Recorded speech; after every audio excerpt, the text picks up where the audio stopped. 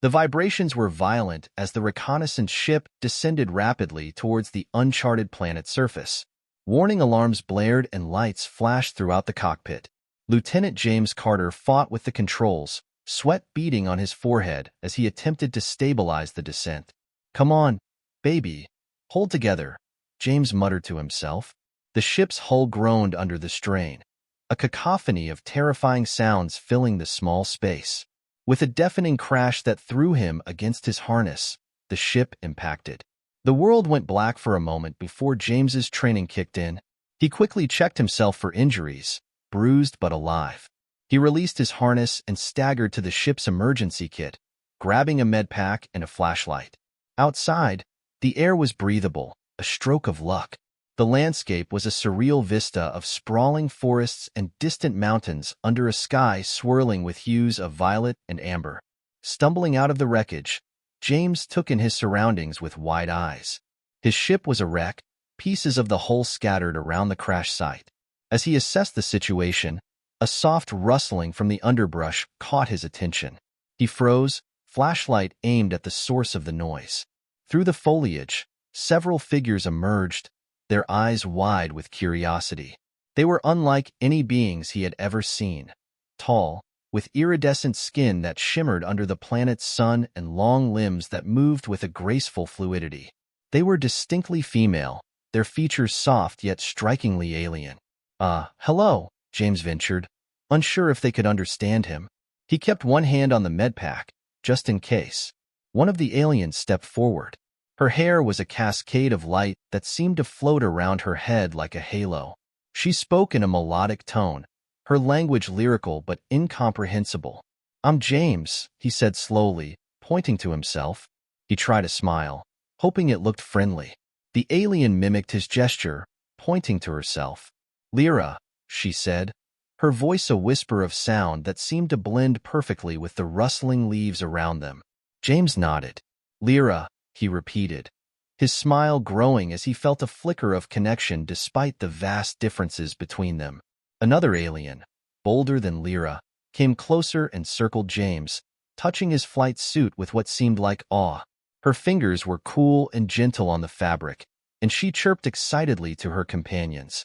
Seeing no threat, James relaxed slightly. "I come in peace," he said, using the universal greeting that now seemed a bit cliché under the circumstances. Lyra repeated the unfamiliar sounds he had made, her head tilted inquisitively. The interaction was bizarre yet fascinating as both parties tried to breach the language barrier with gestures and expressions. Deciding to make the most of his unforeseen visit, James slowly unzipped his flight suit to show them his uniform beneath, explaining through gestures about his ship and his journey from Earth. The aliens listened intently, their faces alight with wonder and confusion. As the sun began to set, casting long shadows over the landscape, Lyra motioned for James to follow them. Hesitant but curious, he picked up his emergency kit and followed the group of alien women as they led him towards their village. The world around him was alive with sounds and colors he had never imagined.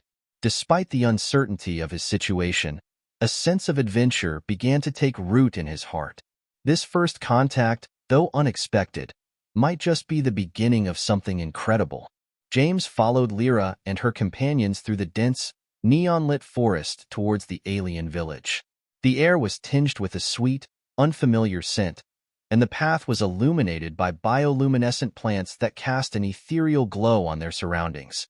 As they approached the village, structures made from what appeared to be a combination of organic material and a stone-like substance emerged. They were architecturally unique, with smooth curves and high arches that blended seamlessly into the natural environment. The village was bustling with activity. More of the alien beings, all female, moved about, performing various tasks. Some tended to gardens of bizarre plants, while others crafted materials that resembled both fabric and metal. Children, smaller versions of the adults, played in open spaces, their laughter a musical sound that added a layer of warmth to the alien atmosphere. Lyra led James to the center of the village, where a group of elders gathered, their garments more intricate than those of the others. They observed him with sharp, intelligent eyes as Lyra spoke rapidly in her melodic language. "This is James, Lyra finally said in broken English, gesturing towards him. He comes from Earth. Earth, one elder repeated, the word strange on her tongue. You are welcome, James from Earth. I am Mira, leader here. Lyra tells us you are alone? Yes, I'm the only one who survived the crash, James replied, adjusting the translator device he had retrieved from his emergency kit. He hoped it would soon start working with their language. Mira nodded solemnly. You must stay with us then. Learn our ways as we learn yours. James looked around, taking in the curious stares of the villagers. I would be honored, he said, knowing he had little choice but to adapt to his unexpected situation. Over the next few days, James was introduced to various aspects of their culture. He was particularly intrigued by their technology, which was advanced yet harmoniously integrated with nature. One evening, while sitting around a glowing fire pit, Lyra and her friends attempted to teach James some basic phrases of their language. Repeat after me, Lyra said, pointing to the fire. Terra. Terra, James echoed, the others giggling at his accent. And this, Lyra continued, holding up a sparkling stone, is Kiri. Kiri, James tried again, more confidently. You learn fast, a new voice chimed in. Another alien, who introduced herself as Kayla, joined them. Maybe you can teach us some of your skills too. James smiled. I'd be glad to. Tomorrow, how about I show you some Earth cooking? The idea sparked interest, and they eagerly agreed. The next day, James, with the help of Lyra and Kayla, gathered ingredients from the alien environment to cook a simple Earth-style meal. They managed to create a rudimentary stew, which they shared with the community. This is very different, Mira commented, tasting the stew with a thoughtful expression. It's good to share knowledge like this. Good for all of us. As the days passed, James established a routine in the village, learning their customs and sharing bits of his own culture. The villagers, particularly the younger ones, were fascinated by the stories of Earth and its diverse landscapes and peoples. One evening, as James and Lyra sat watching the twin moons rise, he reflected on his journey. Back on Earth, I felt like I was just going through the motions. Here, everything is new and challenging. Lyra took his hand, a gesture he had come to recognize as a sign of comfort. Maybe you were meant to find us, she suggested. Maybe, James agreed, squeezing her hand gently. In that moment, under the alien skies, James felt a profound connection not only to Lyra but to this strange new world that was slowly becoming his home. The barriers between them, both linguistic and cultural, were gradually fading, replaced by a mutual curiosity and respect that transcended worlds. Inside Lyra's home, a structure that resembled an oversized cocoon with walls interwoven with luminescent fibers, James set up a small workspace for himself and Lyra. The space was filled with various alien tools and devices, alongside a few remnants he had salvaged from his crashed ship. Okay, let's start with something simple, James proposed, setting up a visual aid on his portable datapad. This is a map of the Earth. Lyra leaned in, her eyes scanning the colorful display. Your world looks very blue. Yes, lots of oceans. James pointed at the continents. And these parts are land. Land. Lyra repeated thoughtfully. She then activated a device that projected a holographic map of her planet. And ours more green. James studied the hologram with interest. Your technology is amazing. How do you power these devices? From the planet, Lyra explained, touching a part of the wall that softly glowed brighter for a moment. Everything is connected. Fascinated, James nodded, jotting down notes. We have something similar, solar power, wind power, but this is far more integrated. As their lessons continued, they exchanged basic phrases in their languages, laughing at each other's attempts to pronounce difficult words. Lyra was a quick learner, and soon she could ask simple questions in English. James, how say? When sky water falls? Lyra asked during one of their sessions. Rain, James answered. And when it's ice, we call it snow. Snow? Lyra rolled the word around, trying to capture the unfamiliar sound. Never here. Only rain. Their daily exchanges grew into a routine. James would teach Lyra about Earth's history and geography, while she taught him about her culture's philosophy and their deep connection with their environment. They discussed their societies, their governments, and their planet's challenges. One day, as they were sharing different musical styles from their cultures, Kayla joined them. She brought an instrument that looked like a cross between a harp and a flute. "I hear you share sounds," she said, setting up the instrument. "Yes, Kayla. Today, we're comparing music," James explained, playing a soft jazz tune from his datapad. Kayla listened intently, then played a haunting melody on her instrument. The sound was otherworldly, echoing through the room with a vibrato that seemed to resonate with the very air. "This is beautiful," James remarked. "Music really is a universal language." "Yes," Lyra agreed. "It speaks in ways words cannot." As evening approached, the trio walked to a communal area where a dinner was being held. The village had begun to accept James not just as a visitor, but as someone who was actively learning about their ways. During the meal, he tried to use some of the phrases he had learned, much to the amusement and delight of the others. "James says he is eating stars." Mira translated one of his attempts, causing a round of laughter. "That was supposed to be "This food is amazing," James corrected with a sheepish grin.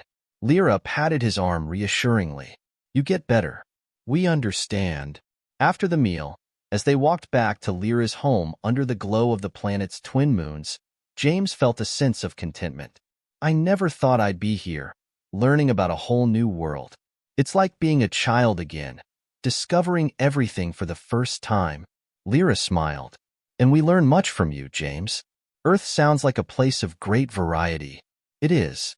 Maybe one day, I'll get to show it to you," James mused, looking up at the stars, wondering if his accidental journey might one day lead to a new path of exploration, not just for him, but for both their peoples.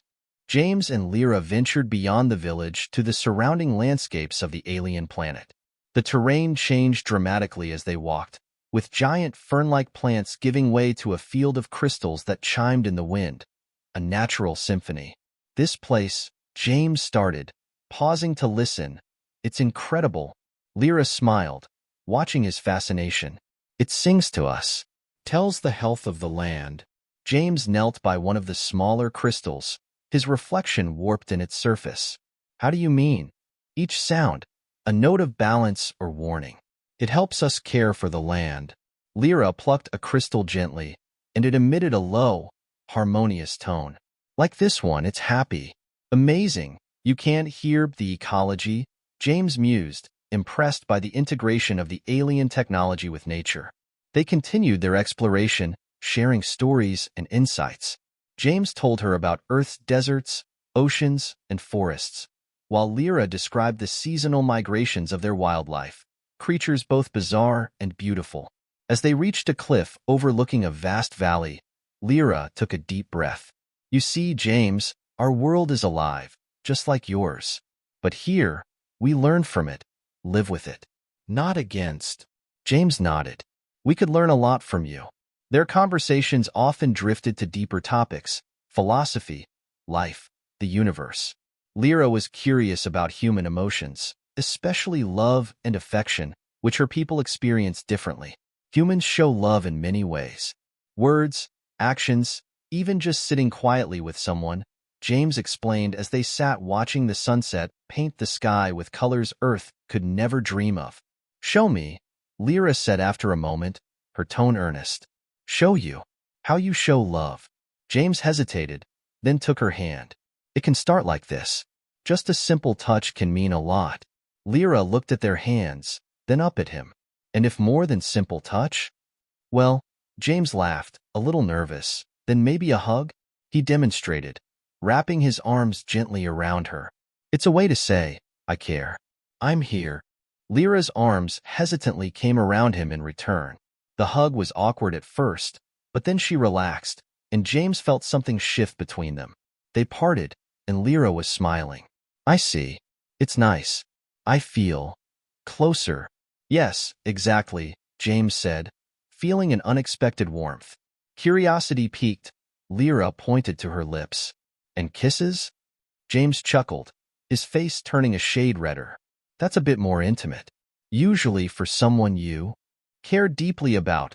Lyra finished for him, her voice soft. "Right?" James nodded, his heartbeat quickening.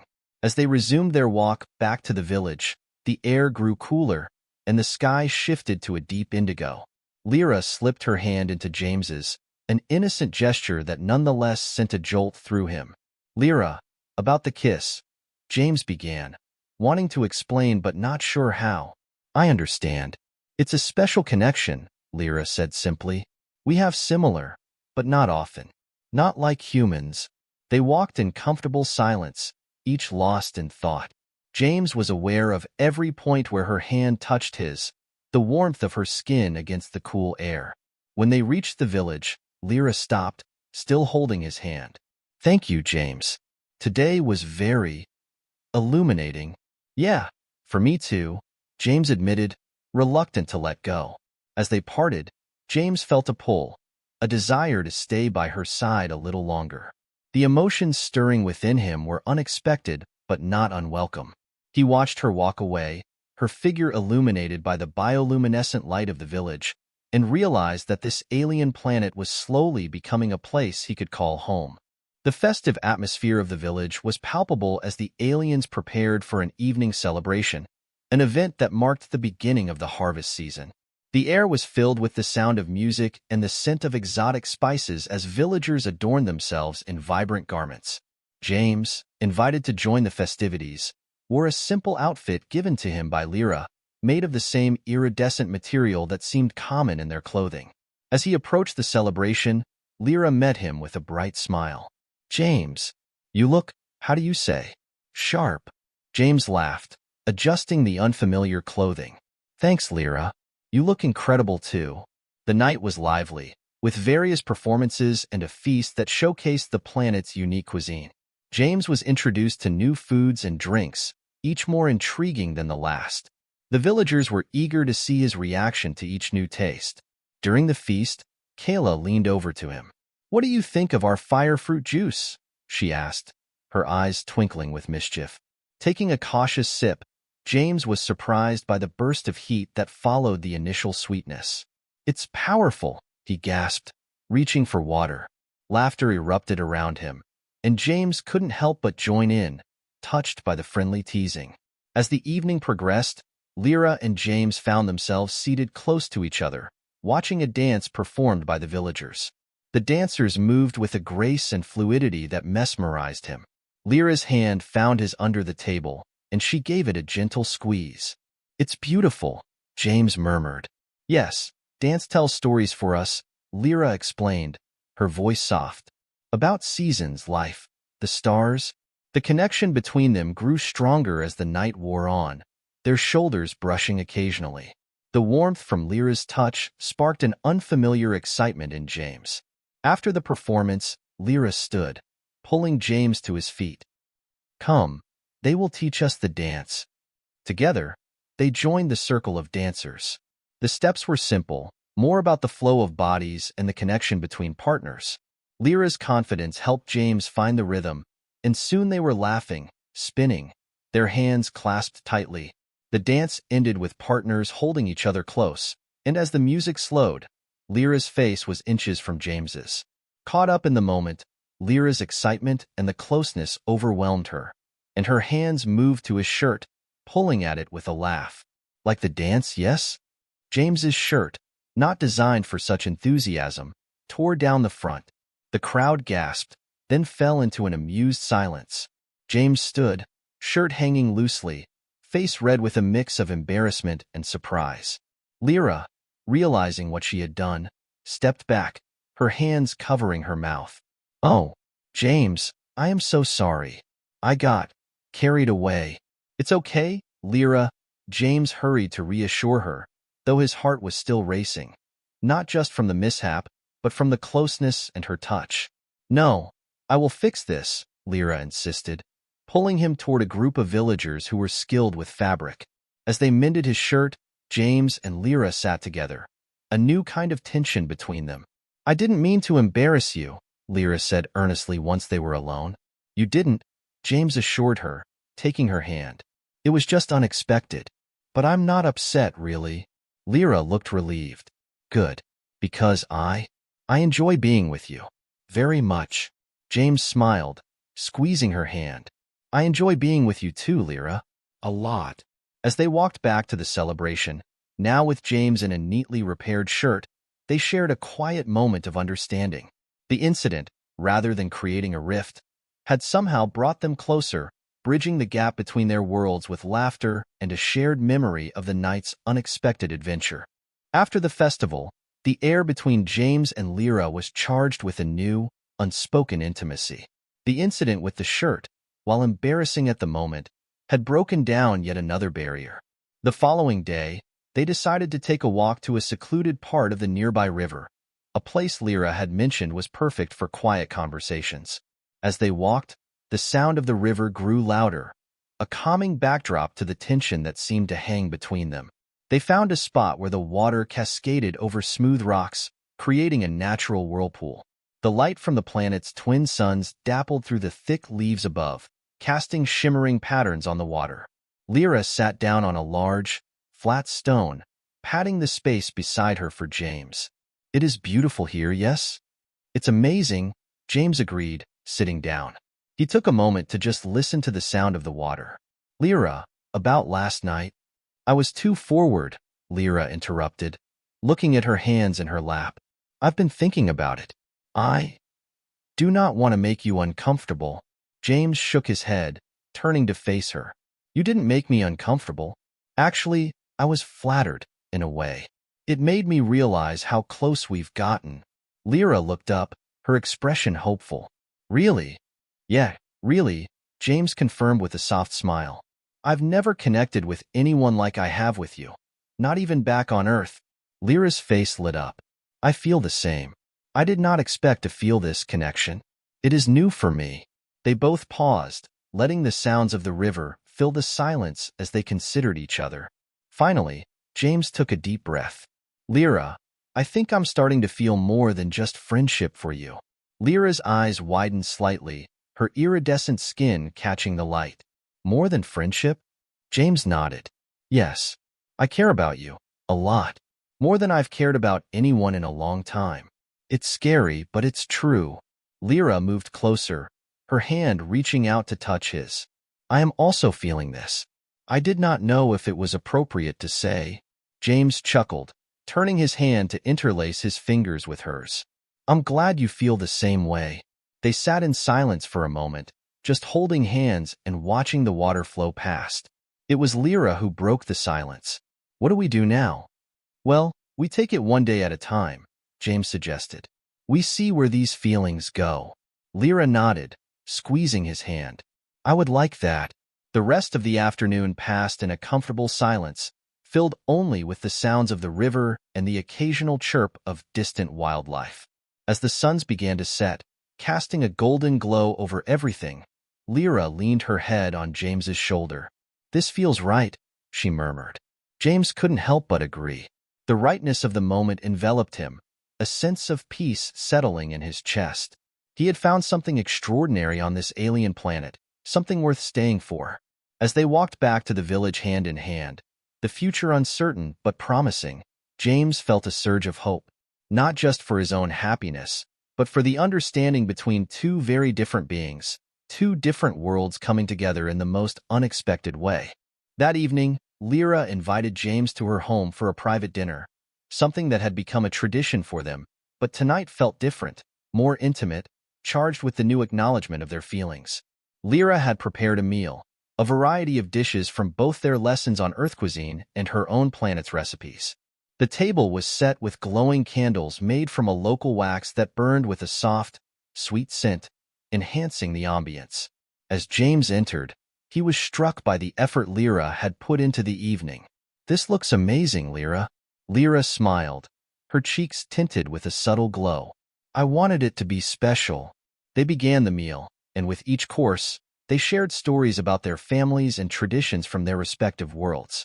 With the romantic setting and the deep personal stories exchanged, the atmosphere was ripe with affection and mutual understanding. James was moved by how openly Lyra spoke of her past, her hopes, and her uncertainties about the future. He found himself sharing more than he had intended, his words flowing freely in the safe space they had created together. As they cleared the dishes, Lyra hesitated, then spoke. James, I have been thinking about us, about what you said earlier by the river. James looked at her, his heart beating faster. And I feel ready to explore these feelings with you, to see where this path might lead us. Her voice was steady, but her hands trembled slightly as she reached for his. Taking her hands in his, James felt a surge of affection. I want that too, Lyra. More than anything. They moved to a sitting area, a soft sofa draped with fabrics that shimmered under the house's ambient light. Sitting close together, the energy between them was palpable. Lyra looked into James's eyes, her gaze intense yet full of tenderness. May I try something? James nodded, his voice a whisper. Yes. Lyra leaned in slowly, her eyes closing as she gently pressed her lips to his. The kiss was soft, exploratory, sending a wave of warmth through James's body. He responded in kind, his arms wrapping around her, pulling her closer.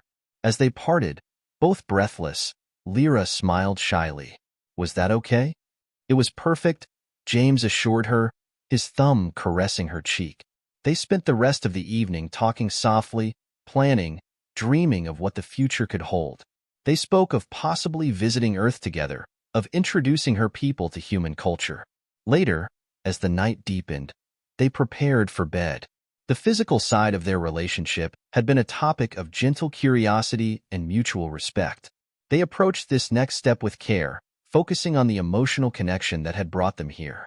In Lyra's bed, they explored each other with a quiet reverence. Touches were soft, kisses deepened with affection, and every action was met with mutual consent and gentle exploration. The night was filled with whispered words and laughter, the joy of discovering each other in this new, profound way. As they finally lay together, wrapped in each other's arms, the night quiet around them, Lyra spoke, her voice a contented murmur. I never knew it could be like this. James kissed her forehead softly. Neither did I. But I'm grateful it is. With the stars twinkling outside her window, they fell asleep, a sense of peace and rightness settling around them. In this alien world, under foreign stars, James had found a love that felt as vast and profound as the universe itself. The days that followed after James and Lyra's intimate night together brought a new closeness between them. Their bond, once based on curiosity and friendship, had grown into something much deeper. It was evident in the way they interacted. Small touches, lingering glances, and the warmth that now filled every moment they shared. The villagers had begun to notice the change as well, and whispers of their relationship spread through the community. One morning, as James and Lyra sat together outside her home, enjoying a quiet breakfast, Mira, the village leader, approached them. James, Lyra, she greeted, her tone calm but with a hint of curiosity. I have noticed something different between you two.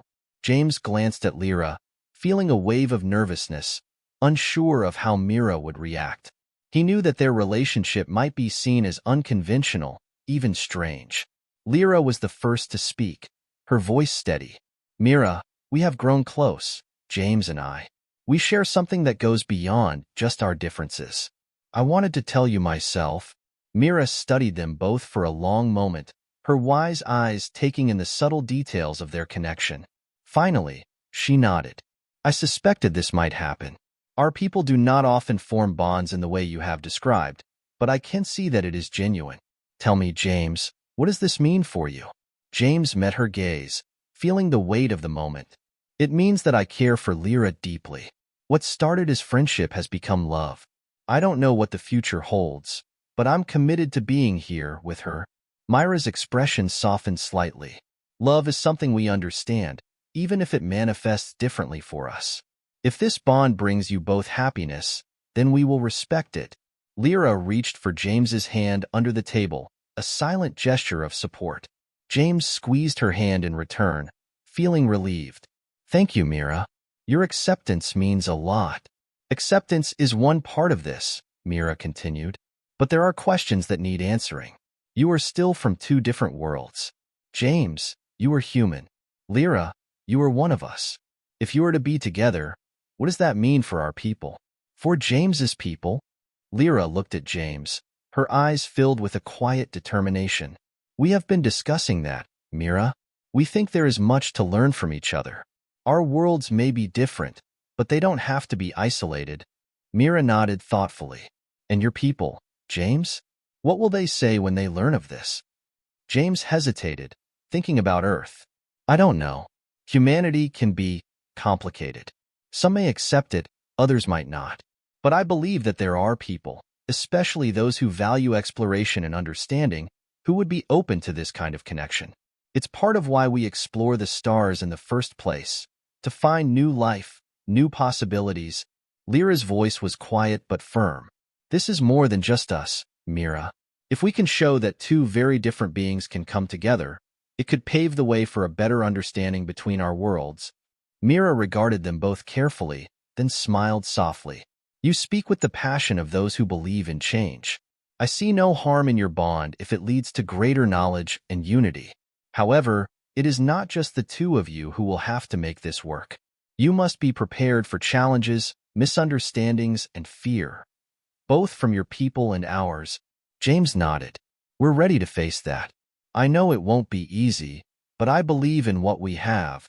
Lyra added, and I believe in James. Together, we can handle what comes. Mira smiled more warmly now. Then you have my blessing, both of you. You may be the start of something greater than yourselves. But remember, it will take time.